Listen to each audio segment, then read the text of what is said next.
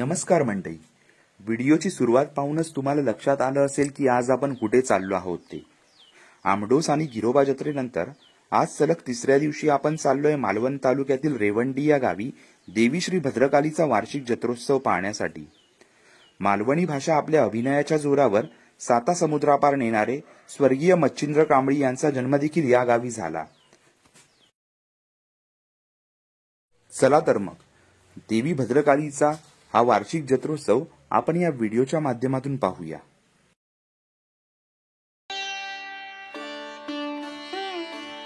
देवी भद्रकालीचा पालखी सोहळा पाहण्यासाठी गावातील सर्व मंडळी, साखरमाळी आणि आजूबाजूच्या गावातील मंडळी मोठ्या संख्येने उपस्थित असतात. सायंकाळी 8च्या सुमारास येथील कार्यक्रम सुरू होतो. ओटी भरणे, पोथी वाचन आणि मग अवसरी तत्वे उभे केले जातात. पारंपरिक वाद्याच्या ठेक्यावर मंदिराभोवती पालखी 5 वेळा प्रदक्षिणा घालते. मंदिर आणि आजूबाजूचा परिसर आपण रोषणाईने जगमगून उठलेला पाहू शकता.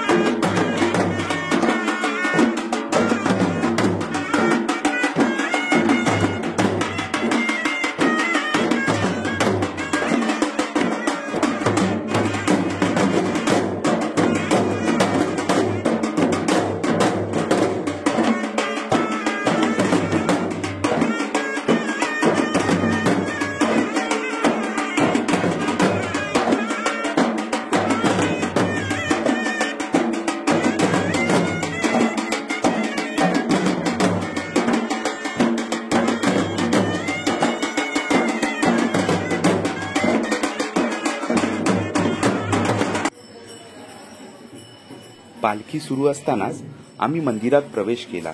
भव्य असा हा सभागृह तुम्ही पाहू शकता. देवी भद्रकालीचे सुंदर असे सजवलेले रूप पाहून खूप छान वाटले.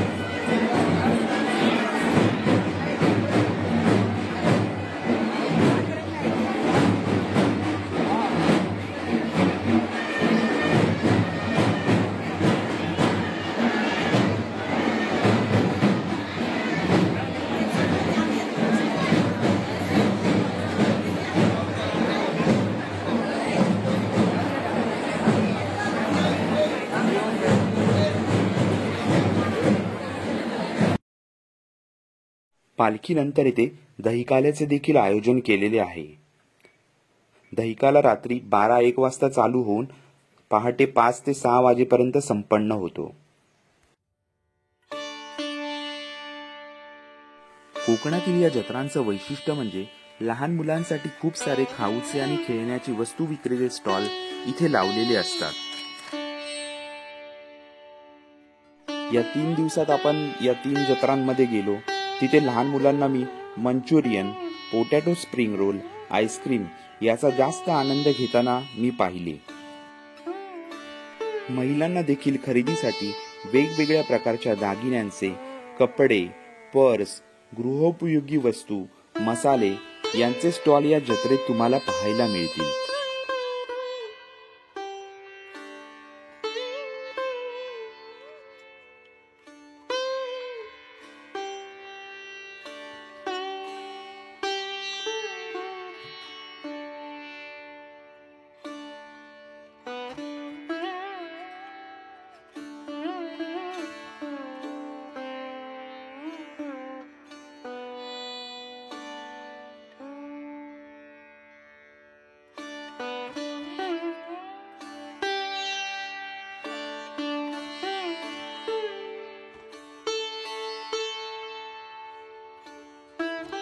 मंदिरामध्ये श्री भद्रकाली देवीचे दर्शन घेऊन आणि पालखीच्या पाया पडून आम्ही निघालो आमच्या परतीच्या प्रवासाला.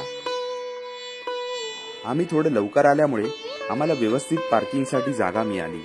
उशिरा येणाऱ्या भाविकांनी रस्त्यातच आपल्या गाड्या लावल्या होत्या. यावरून तुम्हाला कल्पना येईल की किती मोठ्या प्रमाणावर कोकणातील या जत्रांमध्ये भाविक लांबून लांबून येतात. चला, आपला 3 दिवसाचा कोकण दौरा आता पूर्ण झाला. या 3 दिवसात 3 गावातल्या जत्रा पाहायला मिळाल्या. आता वेळ येत आहे तो व्हिडिओ इथेच थांबवायची.